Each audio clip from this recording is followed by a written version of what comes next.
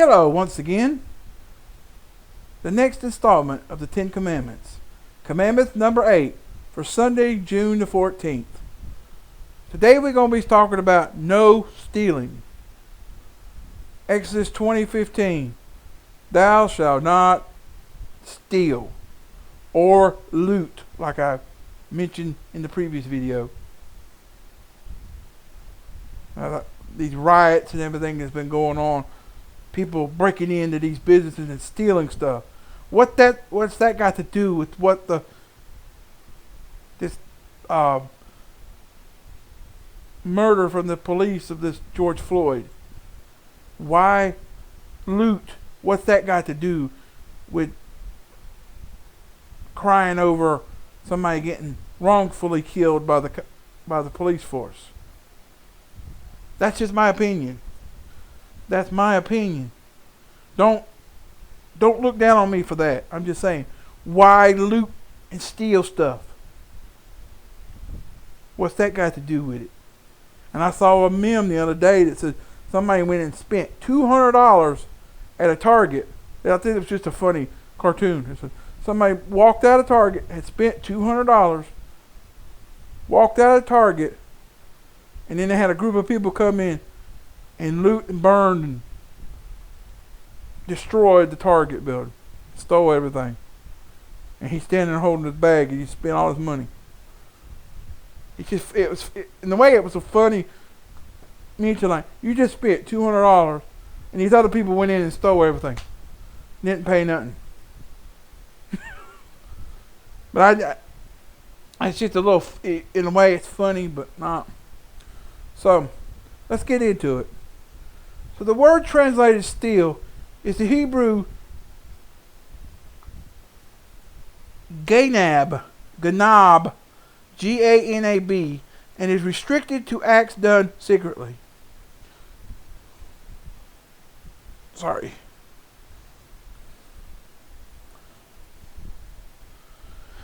Okay. It figuratively describes wind sweeping something away unexpectedly.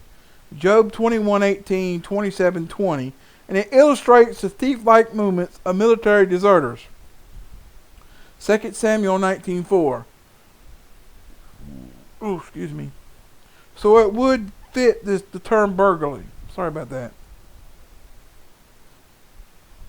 So burglary was punishable on a graded scale, and a 200% penalty was levied if the property was returned unharmed. Exodus 22 verse 4, 7, and 9. A 400 or 500% penalty if the property was damaged or destroyed.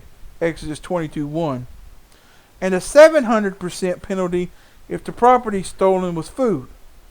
Proverbs 6, 30 and 31. So personal indenture was enforced if the thief could not pay the monetary levy. Exodus 22:3.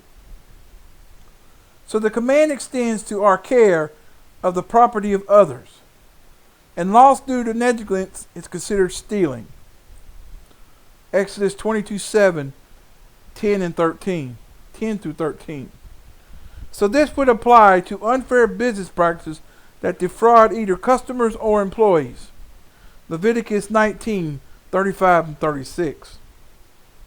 So in our personal lives, we are expected to repay our debts. Ezekiel 35:15, 18 verse 7, 12, 16. And even pay our taxes. Romans 13, 5 through 8, Matthew 22, 17 to 21. And failure to do so makes us a thief in God's eyes. So the Hebrew word quaba, Q-A-B-A, on the other hand, is used to emphasize the violent seizing of property, and it would fit the term robbery. And this is the word used in the question, will a man rob God?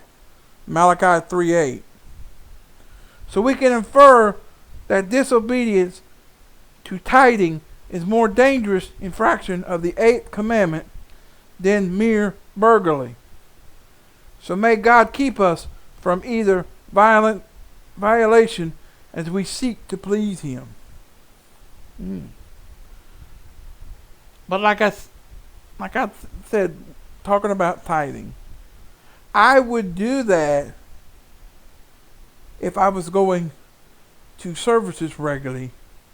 If I had a way of getting there, or somebody else would go, and I would do tithing if I was receiving an income. But me not working right now, I don't feel, and if I get any money, I should gave some of that stimulus check that I got back to the Lord, but I didn't. But I know, because I'm not going to church regularly, so I can't do it. But I could make it out and go by, and somebody would go by the church building and drop it off and say that's. But I have it, but I don't have very much now lately to do it. So I mean, I would have to give 10%, and 10% of what I got, I don't have it.